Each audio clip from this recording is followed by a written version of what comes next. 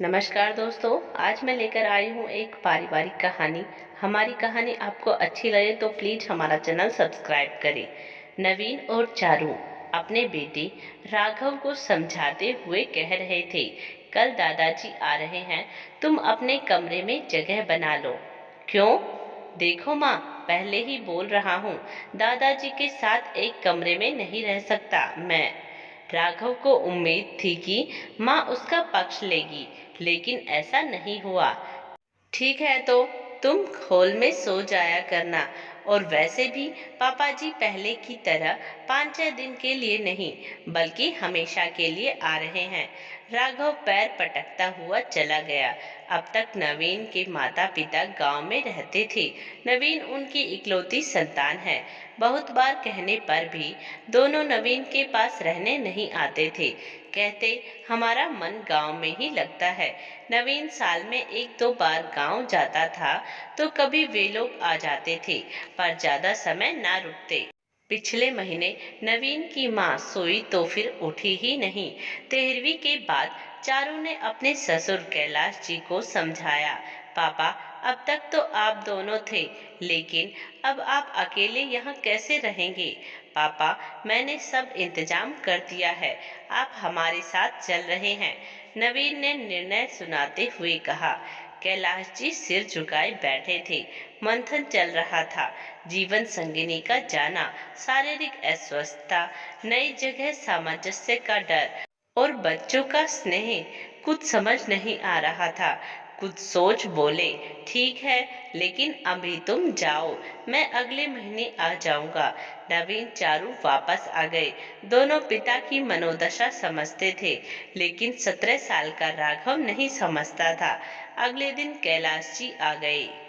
नवीन तो दफ्तर चला जाता, लेकिन चारू कैलाश जी का पूरा ध्यान रखती। समय पर परहेज का खाना, दवाई, शाम को अपने साथ ही घुमाने ले जाती।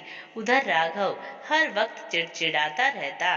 वो अपने दादाजी को घर में स्वीकार नहीं कर पा रहा था, या शायद करना नहीं चाहता था। ऐसा नहीं था कि कैलाश जी समझते नहीं थे, लेकिन अनदेखा कर देते थे। रविवार का दिन था। नवीन और चारू को बाजार जाना था। सुनो राघव, मैंने खाना बना दिया है, तुम 2 बजे दादाजी को खिलवा देना, उन्हें दवा लेनी होती है। ठीक है, राघव ने लापरवाही से जवाब दिया और मोबाइल में व्यस्त हो गया। 2:30 बजे कैलाश जी ने सोचा, खुद ही खाना ले लेता हूँ। और जैसे ही रसोई में दाल पलटने लगे और न जाने कैसे डोंगा नीचे गिर गया। जोरदार आवाज हुई और सारी दाल जमीन पर गिर गई। राघव दौड़कर रसोई में आया और वहां का हाल देख गुस्से से चिल्लाया, क्या कर दिया ये? कुछ करना नहीं आता आपको? जब से आए हो जीना मुश्किल कर रखा है। ना कोई प्राइवेसी छोड़ी है, ना सुख चैन। और जैसे ही पीछे पलटा तो नवीन चारू को खड़ा पाया। चारू राघव को धकेल रसोई में घुसी। पापा जी, आपको लगी तो नहीं ना?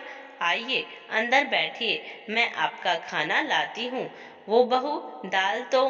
घबराए और अपमानित कैलाश जी ठीक से कह नहीं पा रहे थे। कोई नहीं पापा जी, सब्जी है, उससे लाती हूँ। जल्दी से रसोई समेट चारू ने खाना लगाया। नवीन बिल्कुल खामोश था और राघव को लग रहा था कि बात खत्म हो चुकी। कुछ सोचकर नवीन बोला, राघव, तुम कल गांव जा रहे हो। गांव? क्यों? क्योंकि जो व्यक्ति मेरे पिता का सम्मान नहीं कर सकता, वो मेरे घर में नहीं रह सकता। गांव जाओ, खेतों में काम करो, कमाओ और अपने दादाजी की तरह जीवन जी कर देखो। उन्होंने अंतहीन संघर्ष करके मुझे इस लायक बनाया है जो मैं सारी सुविधा तुम्हें दे रहा हूँ। वो पिता है मेरे और तुम्हें कोई हक नहीं है उनके साथ बदतमीजी करने का। ये घर मैंने बनाया है, लेकिन इसकी नींव का पत्थर मेरे पापा है।